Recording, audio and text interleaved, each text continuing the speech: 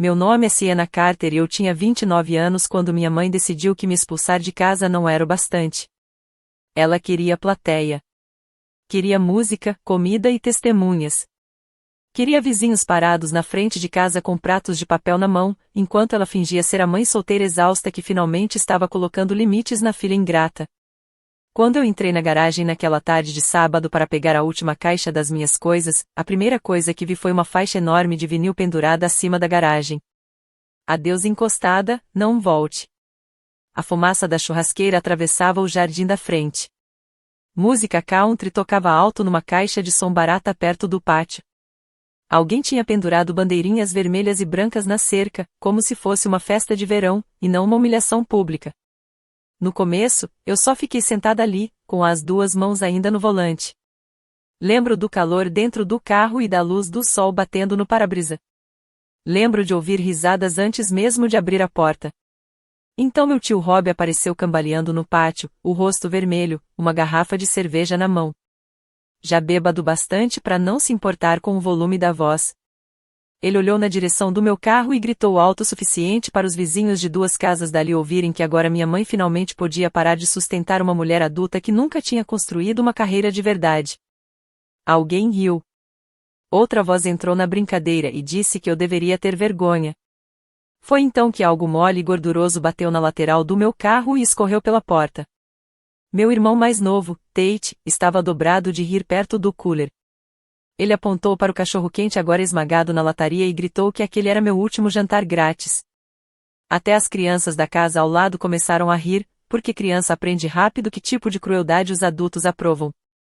Eu saí do carro e o som pareceu ficar mais duro. Pratos batendo. Uma cadeira de jardim arrastando no chão. Alguém murmurou, lá está ela. Minha mãe, Dana, virou da churrasqueira com uma pinça na mão e o sorriso que ela sempre usava quando achava que tinha controle total da situação. Ela estava bonita de um jeito frio e calculado. Short branco, brincos de argola dourados, cabelo perfeito. Os óculos escuros estavam no topo da cabeça como uma coroa.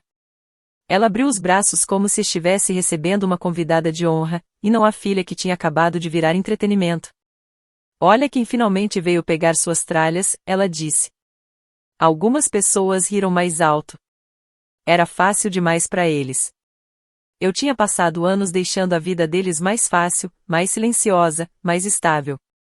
E tudo que precisou foi uma faixa e algumas piadas cruéis para decidirem que eu sempre tinha sido o problema da história. Mas era assim com famílias como a minha. Eles repetem uma mentira tantas vezes que, quando dizem em público, ela já não parece mentira para eles. Parece história. Eu não gritei de volta. Eu não chorei. Eu não perguntei para minha mãe que tipo de mulher comemora expulsar a própria filha de casa. Eu passei por todos eles e entrei na casa. A música lá fora ficou abafada através das paredes. A cozinha ainda tinha um leve cheiro do limpador de limão que eu tinha comprado no mês passado, porque minha mãe gostava do mais caro, mas dizia que estava sem dinheiro. Eu caminhei pelo corredor até a área de serviço, onde minha última caixa estava em cima do banco. Em cima dela tinha uma sacola plástica de mercado com um bilhete escrito em marcador preto grosso, kit de sobrevivência. Dentro da sacola tinha miojo, lenços de secadora, uma garrafa meio usada de detergente e uma lista impressa de apartamentos da região. Era tão infantil que eu quase ri. Mas o que mais me marcou naquele dia não foi só a crueldade. Foi o esforço. Eles tinham planejado cada detalhe. Tinham dedicado tempo para montar minha humilhação.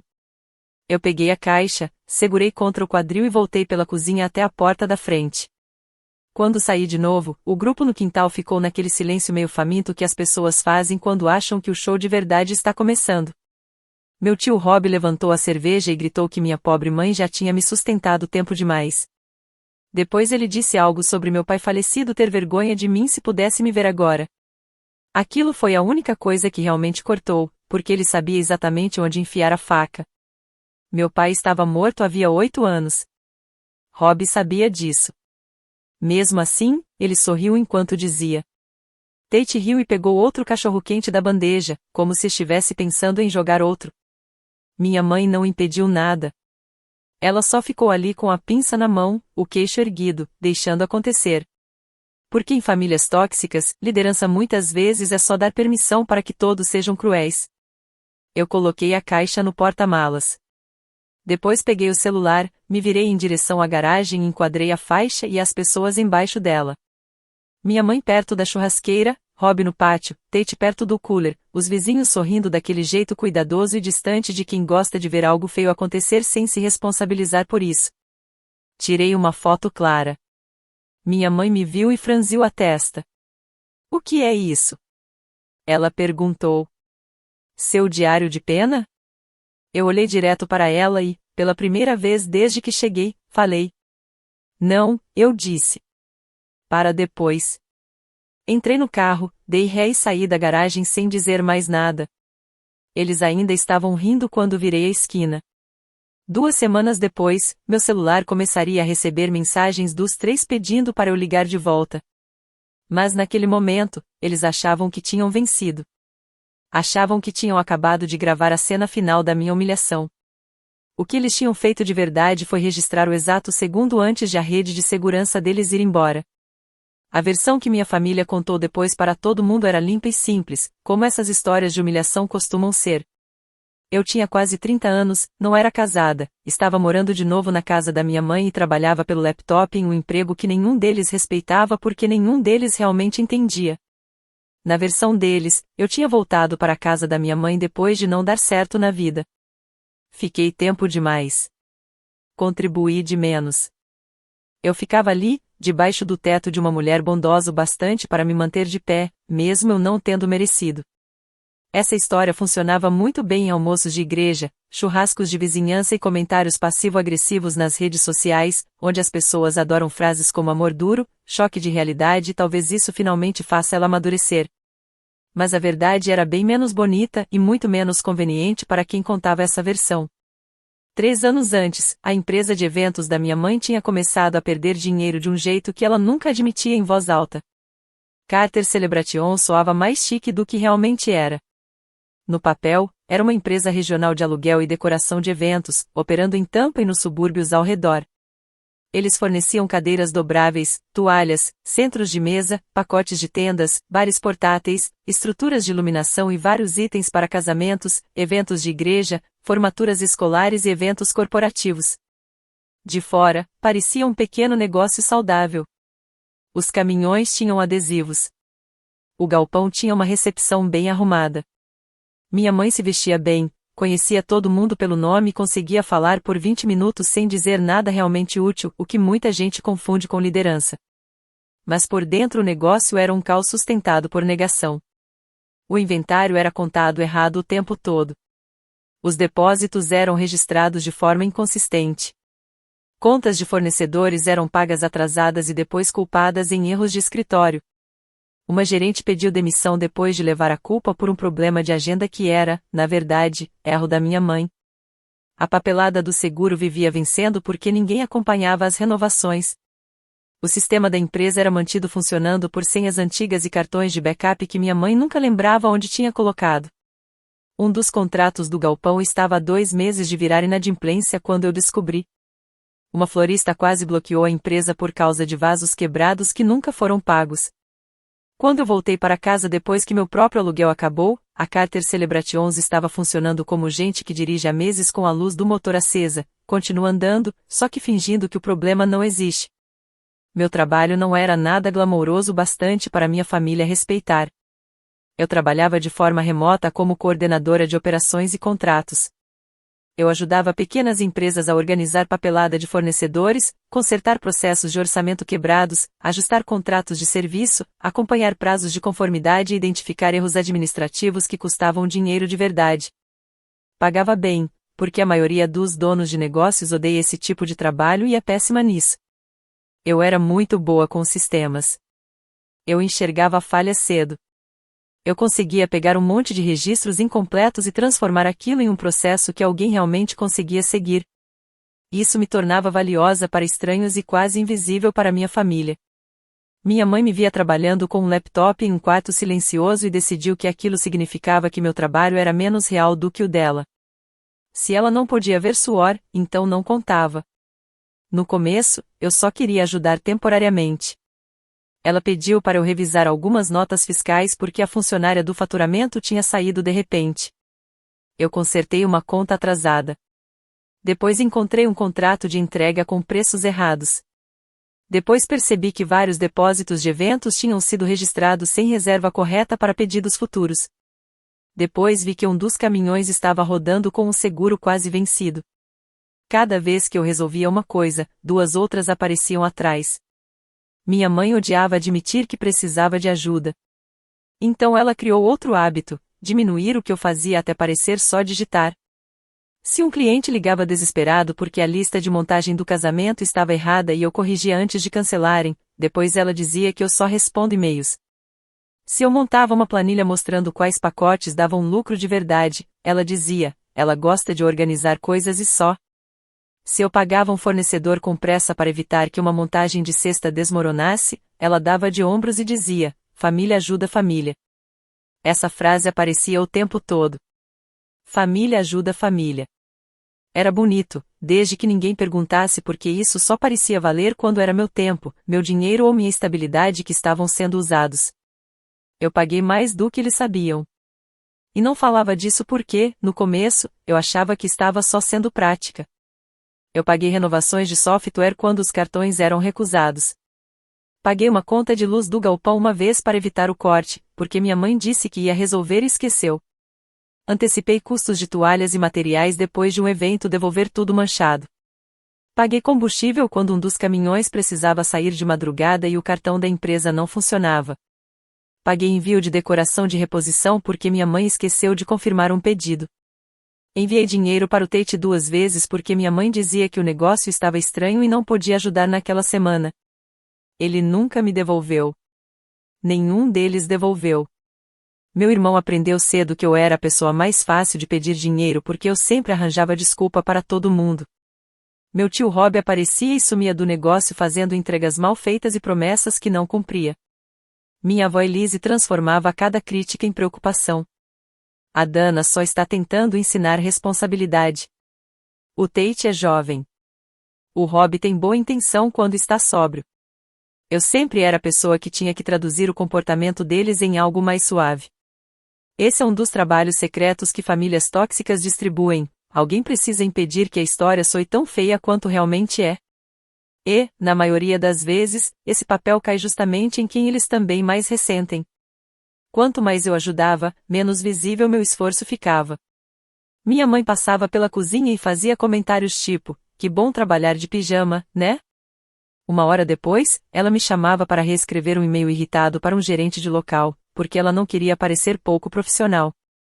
Ela brincava dizendo que eu brincava de escritório no computador, e depois me ligava às 11 da noite porque a equipe do galpão tinha carregado toalhas da cor errada e uma organizadora de casamento estava ameaçando cancelar tudo. A verdade que minha família nunca contou para ninguém era simples. Se eu não tivesse estado ali, a empresa tinha quebrado anos antes. Eles ainda não sabiam o número exato. Nem eu sabia totalmente. Mas eu sabia o suficiente para entender que eu não estava vivendo às custas deles. Em muitos sentidos, eram eles que estavam vivendo às minhas custas. O que mudou tudo não foi mais um insulto, nem mais um pedido de dinheiro, nem mais uma noite resolvendo o caos dos outros. Foi o momento em que eu percebi que minha mãe já não me via como um suporte escondido que ela ressentia precisar. Ela realmente acreditava na própria versão da realidade. Ela acreditava que o teto sobre minha cabeça apagava cada dólar que eu tinha colocado naquela casa e naquele negócio. Ela acreditava que, como eu nunca cobrava por nada, aquilo não era trabalho, era amor, e amor não precisava ser reconhecido. Ela acreditava que tinha me sustentado. E, quando alguém acredita nisso com força suficiente, te humilhar em público deixa de ser só aceitável, vira algo justo. Foi naquela semana que eu parei de tentar ser compreendida e comecei a construir um registro. Pessoas como minha mãe são muito boas em vencer discussões em privado. Elas interrompem, desviam o assunto, acusam, choram se precisar. E, quando a conversa acaba, você já está cansado demais para explicar sua própria realidade com clareza. Eu sabia que, se eu a confrontasse sem preparo, ela transformaria tudo numa performance sobre minha ingratidão. Então eu fiz a única coisa que ela não conseguia distorcer ou gritar por cima. Eu comecei a documentar. Minha vingança não começou com gritos. Começou com planilhas, extratos bancários, mensagens salvas, históricos de contas e e-mails antigos que eu guardei porque eu sempre fui o tipo de pessoa que nunca confia totalmente no caos. Eu montei uma linha do tempo de quase 30 meses. Cada vez que eu cobria um buraco financeiro da empresa, ia para uma pasta. Cada renovação de assinatura que eu paguei porque o cartão da empresa era recusado. Cada reposição urgente de estoque danificado. Cada taxa de software. Cada abastecimento de combustível. Cada conta de luz ou água salva de ser cortada. Cada adiantamento para fornecedores. Cada ligação da minha mãe pedindo para eu resolver uma coisinha que nunca era só uma coisinha. Cada mensagem do Rob pedindo dinheiro para gasolina porque ele tinha estourado a conta de novo e tinha entrega cedo. Cada mensagem do Tate dizendo que estava apertado naquele mês e que a mãe disse que o caixa estava estranho. Cada vez que eu transferi dinheiro em silêncio para evitar um constrangimento público. Depois eu comecei a registrar o trabalho não pago, o que era mais difícil, mas ainda possível. Horas reescrevendo contratos. Horas arrumando comunicação com clientes. Horas.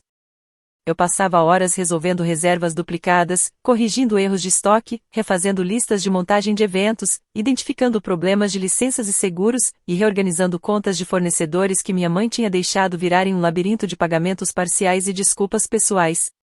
Eu não exagerava. Isso era importante para mim. Eu queria números conservadores, porque eu sabia que gente como minha mãe sempre se agarra no menor detalhe errado para descreditar toda a verdade. Se era para contar, eu ia contar com cuidado. Quando vi o total na tela, fiquei olhando sem me mexer por um minuto inteiro.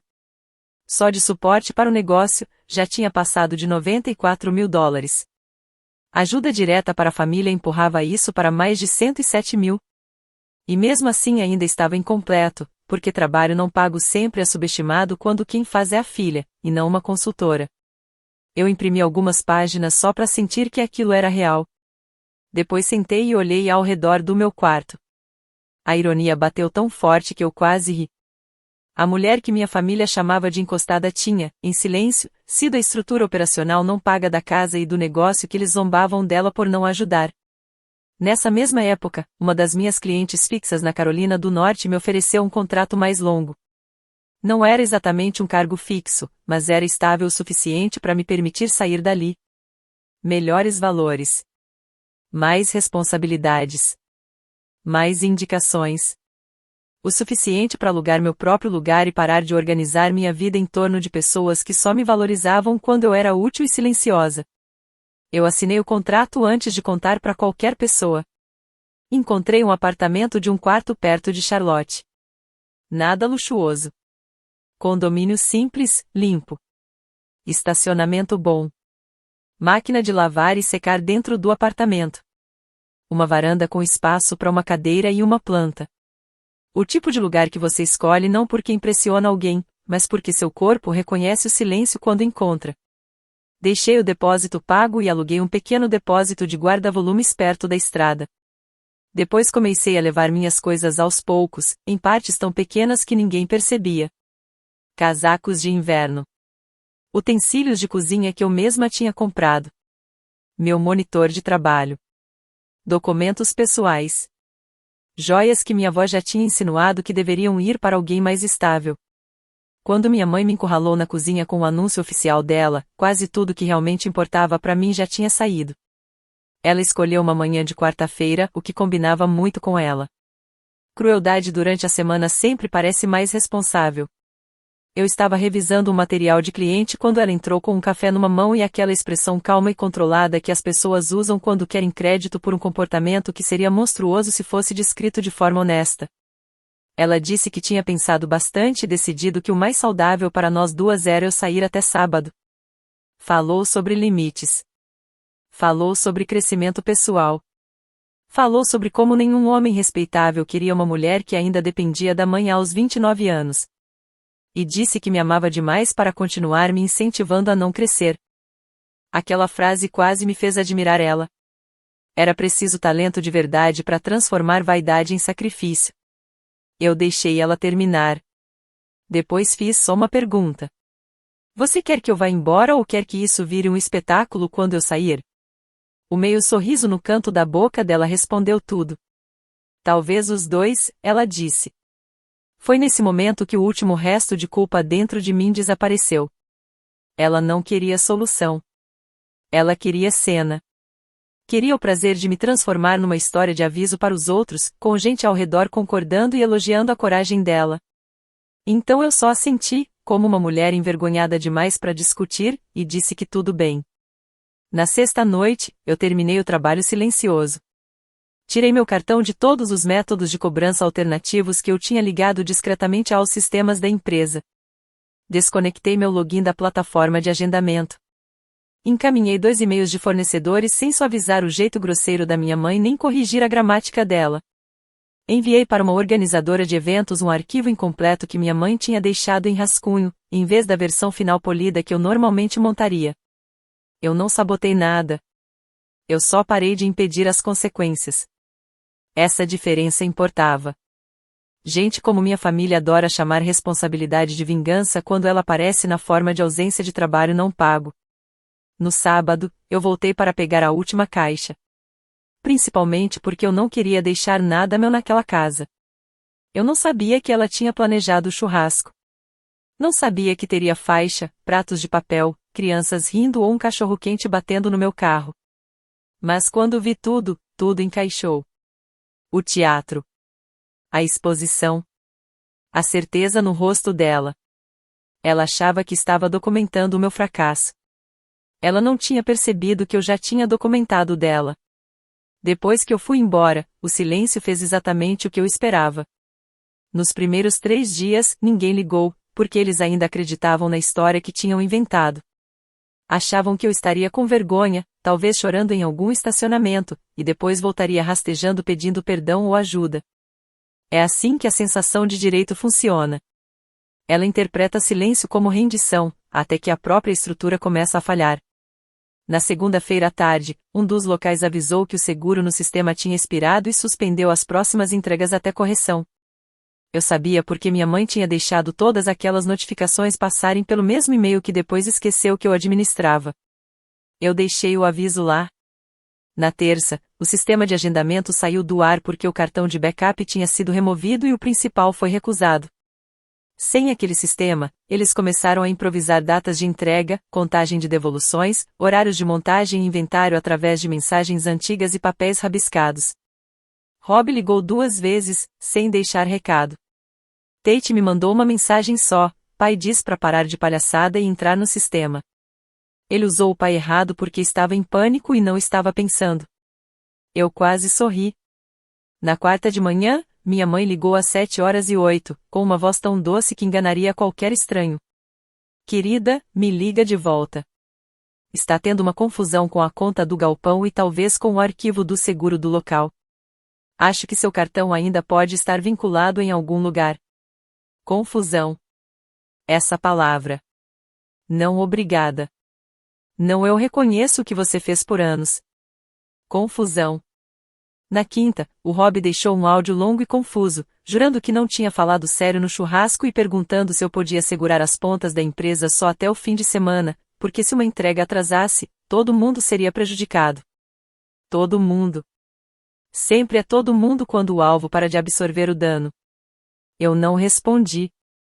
Na sexta, o Tate finalmente ligou com a voz completamente sem aquela arrogância de sempre. Ele precisava de dinheiro pro aluguel. A mãe não podia ajudar. O negócio estava estranho. Eu perguntei se ele sabia por quê. Ele não respondeu.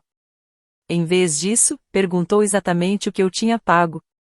Eu mandei um print recortado, só algumas linhas: aluguel dele 2 vezes, luz do galpão, combustível, software de fornecedores, uma reposição de toalhas de evento. Embaixo, escrevi: já que todo mundo de repente ficou interessado em contribuição. Ele ficou horas em silêncio. Depois mandou: o que é isso? Eu respondi: uma amostra. Na manhã seguinte, minha mãe me ligou 6 vezes antes do almoço.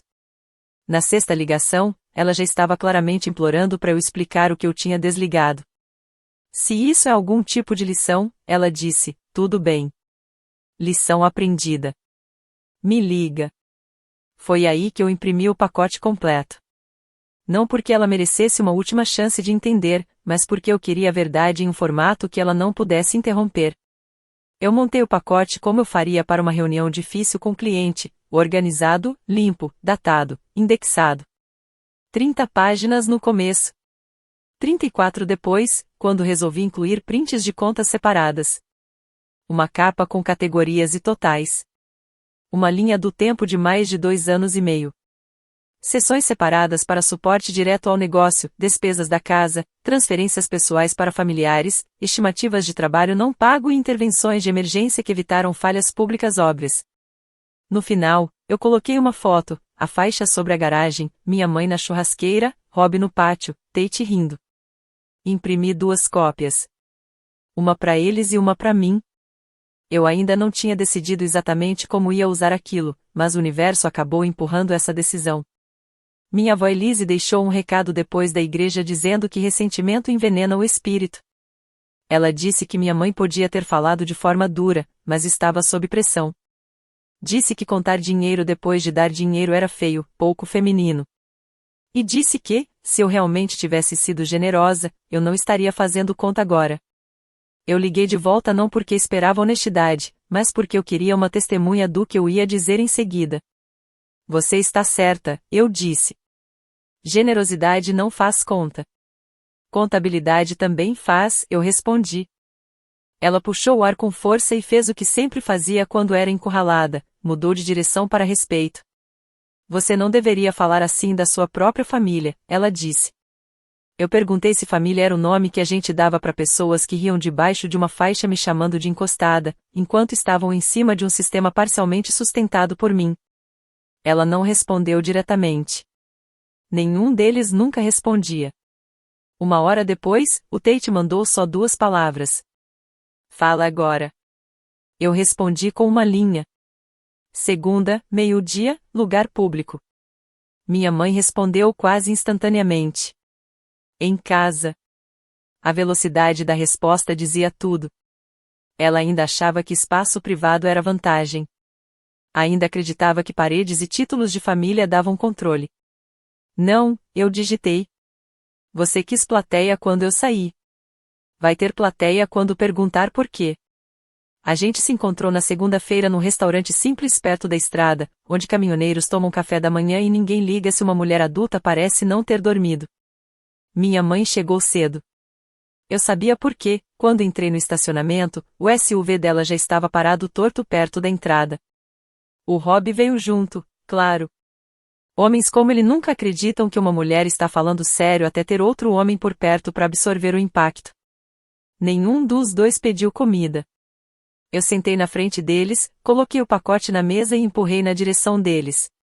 Minha mãe franziu a testa olhando a pilha de papéis como se aquilo tivesse ofendido ela pessoalmente. O que é isso? Ela perguntou. A diferença entre a sua história e a minha, eu disse. Ela abriu o pacote com a confiança de quem espera drama emocional. Essa confiança sumiu quase na hora. O olhar dela desceu até o total e depois subiu de volta para mim tão rápido que parecia que o número tinha batido nela. O Rob se inclinou, passou os olhos pela primeira página e murmurou algo que parecia quase uma oração.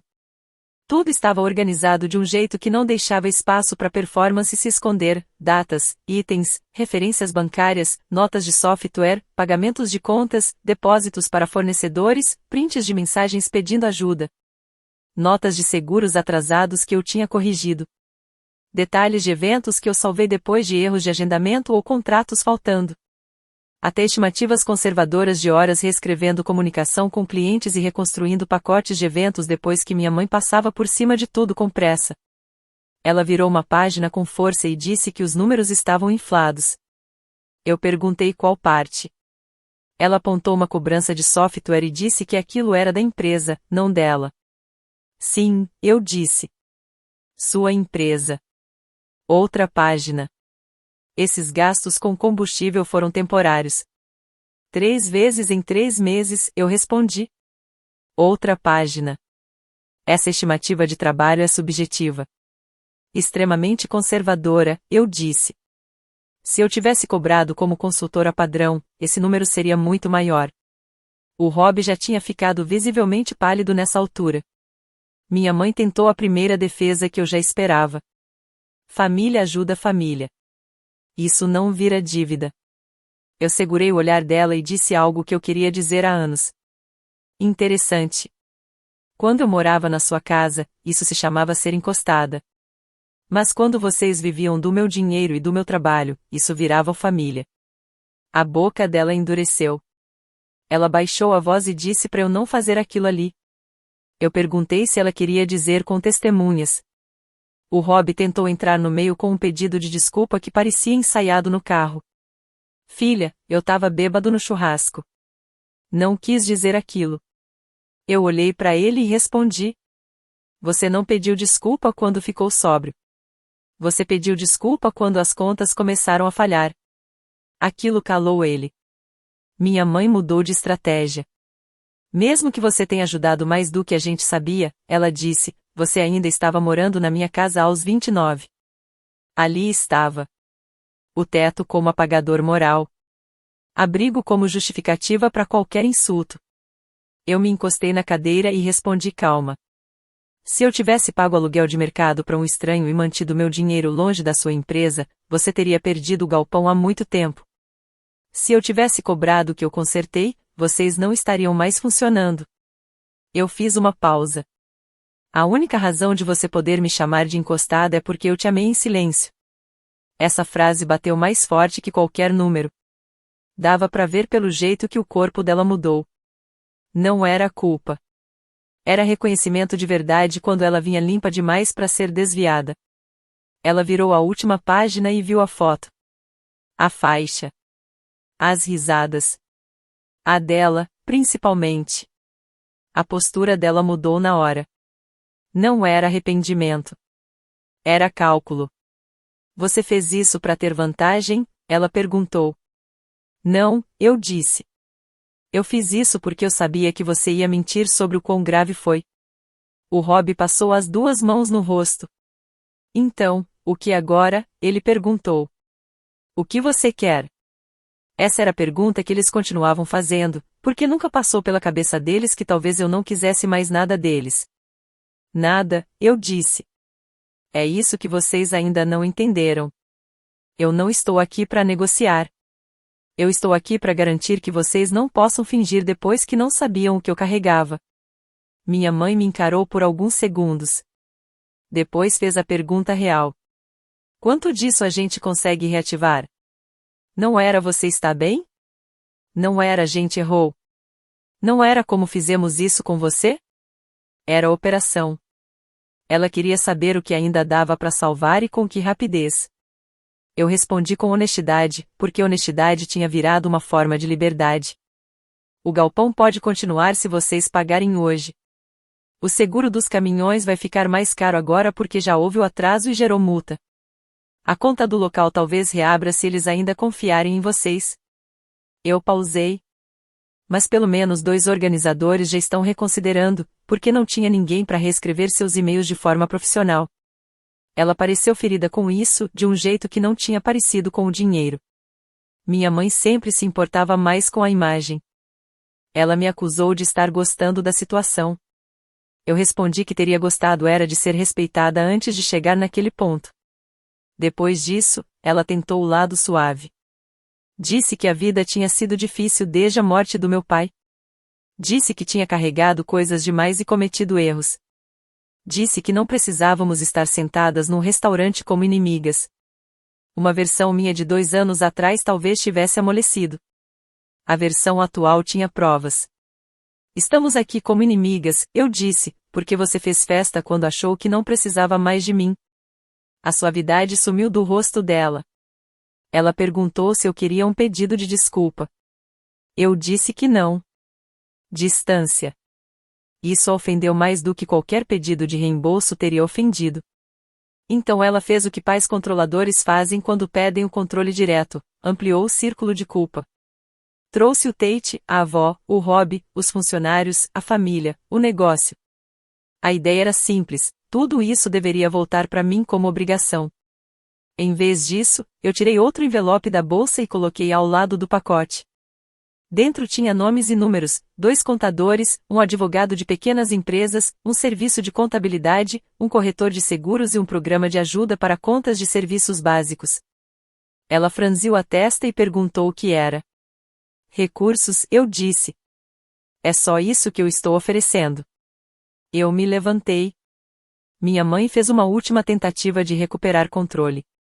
Se você sair agora, ela disse, não espere voltar quando as coisas melhorarem. Peguei minhas chaves, olhei para ela e respondi com a voz mais calma que eu já tinha usado com ela.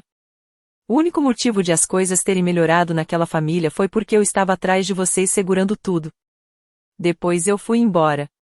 Eu achei que aquela reunião seria o fim. Mas foi só o começo do colapso aparecendo em público. Quando você para de ser a estrutura escondida de uma família tóxica, o colapso raramente vem de uma vez. Ele vem em etapas, primeiro a confusão, depois a culpa jogada em você, depois a tentativa desesperada de negociação, depois a reescrita da história. Minha mãe passou por todas essas fases em um mês. No começo, ela ainda tentava usar linguagem de negócio, porque isso a protegia da verdade emocional. Uma semana depois do restaurante, ela me mandou um e-mail com o assunto. Proposta de suporte de transição. Dentro, oferecia um contrato de 90 dias como prestadora de serviço para estabilizar as operações enquanto a empresa se reorganizava. A remuneração poderia ser discutida depois, quando o fluxo de caixa melhorasse. No final, ela escreveu que isso também seria uma chance de reconstruir a confiança. Eu ri alto na minha cozinha quando li. Reconstruir confiança. Como se eu tivesse sido quem pendurou uma faixa na garagem. Como se pagar um dia por um trabalho que eu já tinha feito de graça fosse um gesto de paz e não mais uma tentativa de controle. Eu respondi em 4 frases curtas. Eu não vou voltar. Não vou mais fazer trabalho não pago ou adiantado. Não me procure para nada de negócios. Qualquer contato futuro precisa ser respeitoso e pessoal apenas. A resposta dela chegou 12 minutos depois. Então você vai só assistir sua mãe perder tudo. Eu fiquei olhando para a tela por um tempo, porque aquela frase tinha exatamente o tipo de gancho que ela sempre soube usar em mim. Pessoas como eu são treinadas desde cedo a acreditar que o colapso dos pais é uma emergência moral nossa. Que se eles afundam, nós somos egoístas por não virar boia. Por alguns minutos, o reflexo antigo apareceu.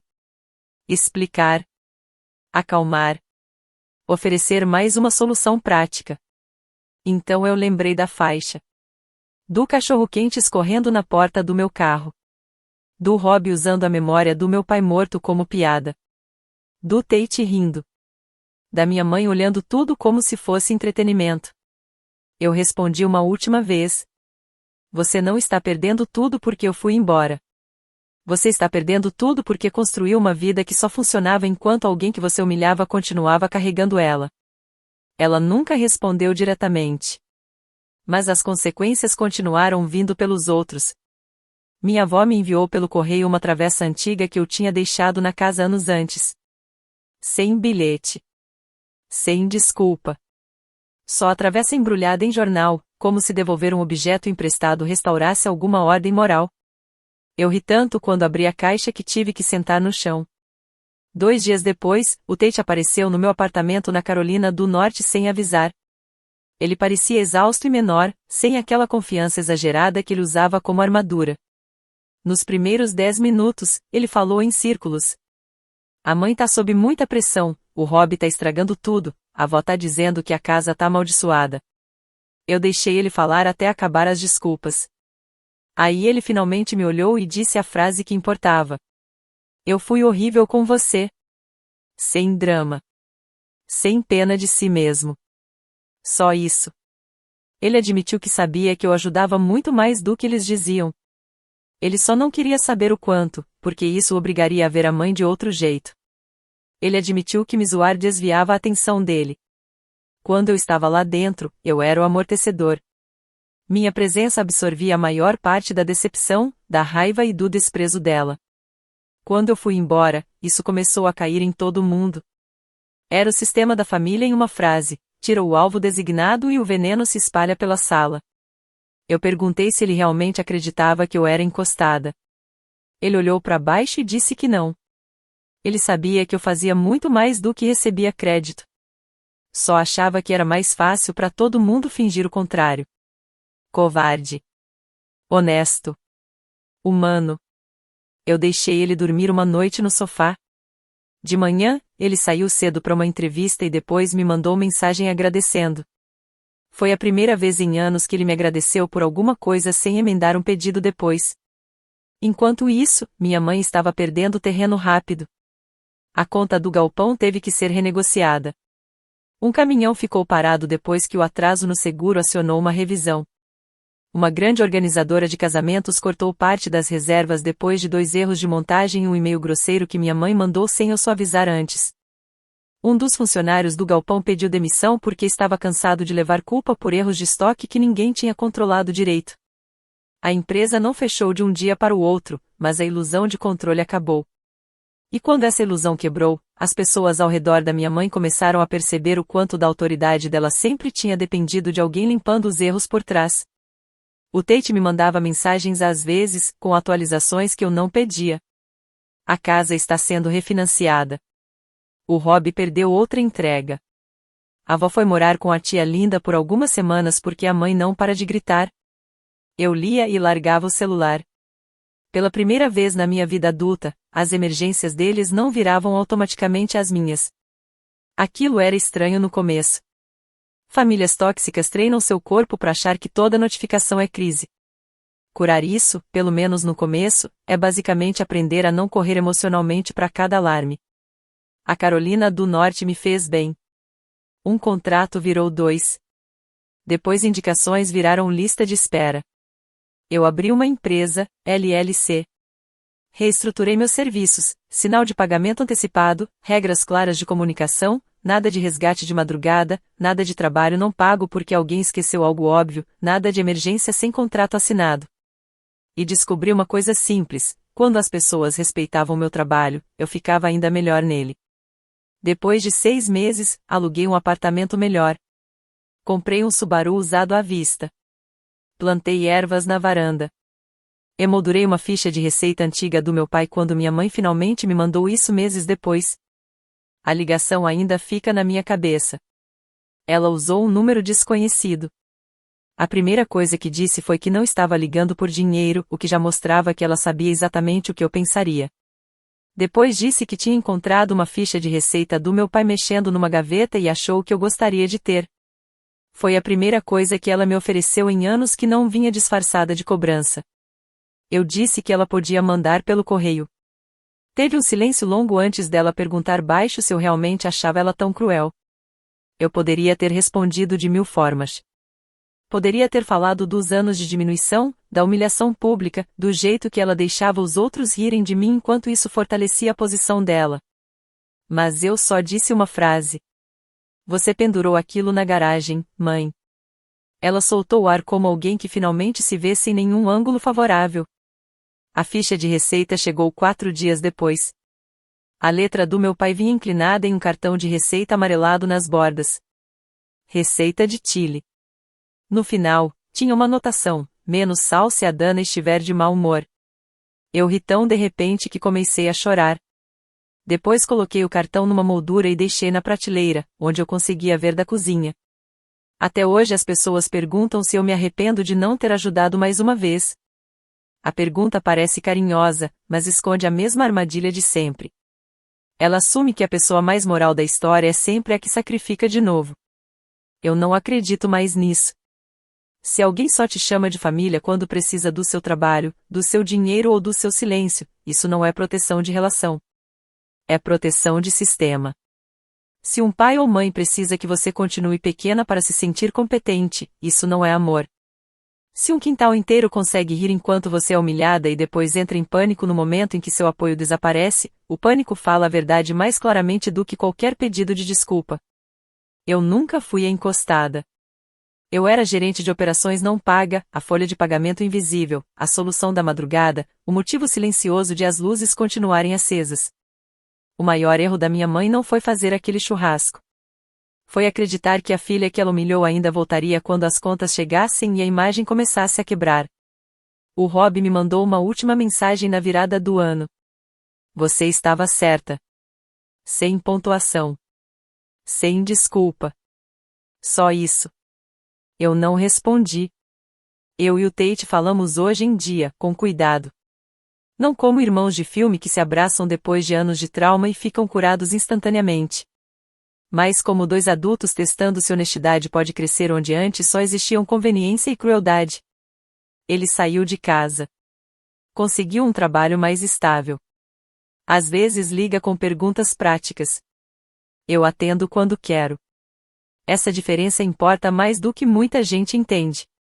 Ainda tenho a foto da garagem.